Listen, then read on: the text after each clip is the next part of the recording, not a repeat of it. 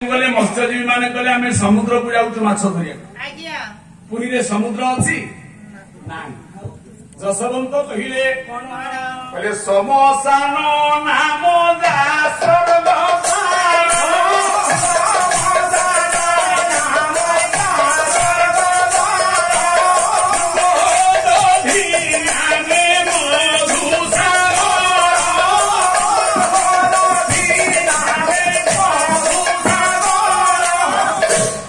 स्वर्ग क्षेत्र रे खोजिले मशाणी पाइबनी से जगह क्षेत्र रे मशाणी ना होती स्वर्ग द्वार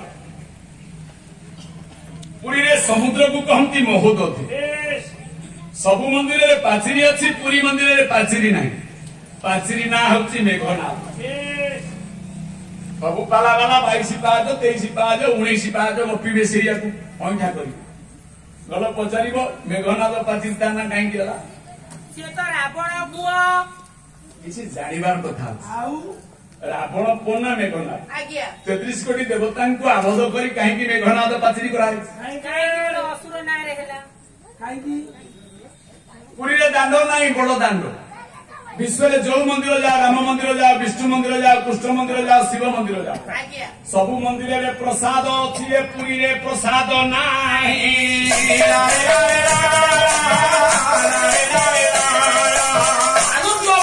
महाभक्ति थिले महाप्रसाद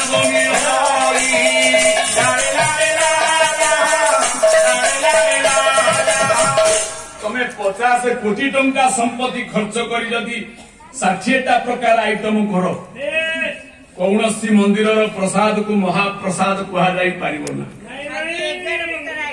चारि धाम भितर सबुठारु श्रेष्ठ धाम पुरी श्रीक्षेत्र रे आम मानकर गर्व और गौरव उत्कल संस्कृति जगन्नाथ संस्कृति होती अद्वितीय संस्कृति से जगह प्रसाद को कहती महाप्रसाद दांड को कहती बड़ दांड बेढ़ा को कहती कुर्म बेढ़ा ना नहीं केरे बड़ आश्चर्य पुरी रे सबुठ आश्चर्य 12 मासरे 13 पर्व सब मंदिर रे पर्व पालन हुए पुरी रे किंतु 12 मासरे 13टा यात्रा है अरे हो रे आपण माने व्रत पर्व करती ना आज्ञा सावित्री व्रत नृसिंह जन्म जन्माष्टमी व्रत उपचार करती ना आपण पुरी रे कोन पर्व अछि पुरी रे सब यात्रा स्नान यात्रा रथ यात्रा चंदन यात्रा माने गुंडिता सब यात्रा ये सब यात्रा भितर श्रेष्ठ यात्रा होची आपण मानकर रथ यात्रा से आसंतु एठी पदे सुनिबा ये दांडे साले तम नंदी सारा था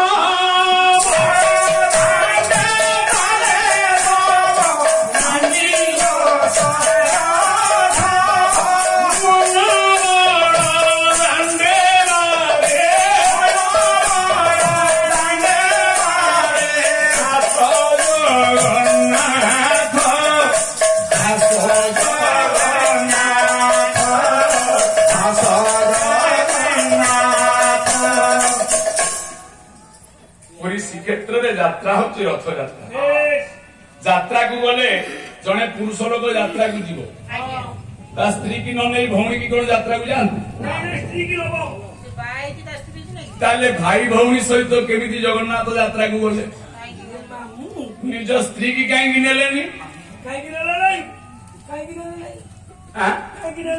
ना जगन्नाथ स्त्री की नहीं छ जगन्नाथ को स्त्री के जानि लक्ष्मी लक्ष्मी एक तो सब बड़दिया कथा कह बड़दिया कथा कहूँ एटी केड़े केड़े शास्त्रकार पंडित माने अच्छन पुणी ना देइचंती आंचलिक संस्कृति परिषद केड़े बड़ महान संस्कृति हमरा टीवी रे देखि दिबा आज्ञा जगन्नाथ स्त्री लक्ष्मी नुहे रे आउ आपण रघुदियो लक्ष्मी होचंती नारायणंकर स्त्री ओम लक्ष्मी नारायणाभ्यां नमः लक्ष्मी नारायणाय नमः ठीक तो गृहलक्ष्मी हेले नारायण स्त्री महालक्ष्मी हेले नृसिंह स्त्री लक्ष्मी नृसिंहाय नमः लक्ष्मी नृसिंहाभ्यो नमः नारा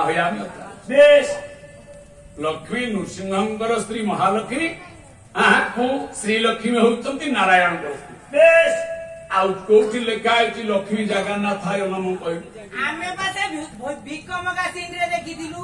ତେଣୁ ଯିଏ ଯାହା କହିଦେଲା ତୁମେ ସେଇଥିରେ ପଶିବ। ବେଶ ଶାସ୍ତ୍ର କଣ କହୁଛି, ବେଦ କଣ କହୁଛି ଶୁଣ। କହୁଛି ବେଦୁ ହଇଲା ନା ଗତି ସାଧୁ ଜାଣେ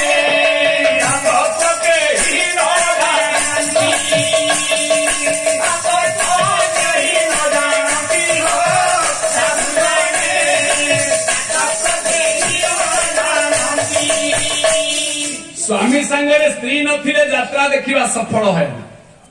ଭଉଣୀ ସହିତ ଭାଇ କି ନେଇକି କିଏ ଯାତ୍ରା ଦେଖିବାକୁ ଯାଏନି। ଭାଇ ଭଉଣୀ କି ନେଇ କିଏ ସତ୍ସଙ୍ଗ କରିବାକୁ ଯାଏ। ଭାଇ ଭଉଣୀ କି ନେଇକି କିଏ ପାଲା ଦେଖିବାକୁ ଯାଇପାରେ। ଭାଇ ଭଉଣୀ କି ନେଇ କିଏ ଭାଗବତ ଚର୍ଚ୍ଚା କରିବାକୁ ଯାଇପାରେ। କିନ୍ତୁ ଯାତ୍ରାକୁ ଗଲେ ସ୍ତ୍ରୀ ଦରକାର ରେ।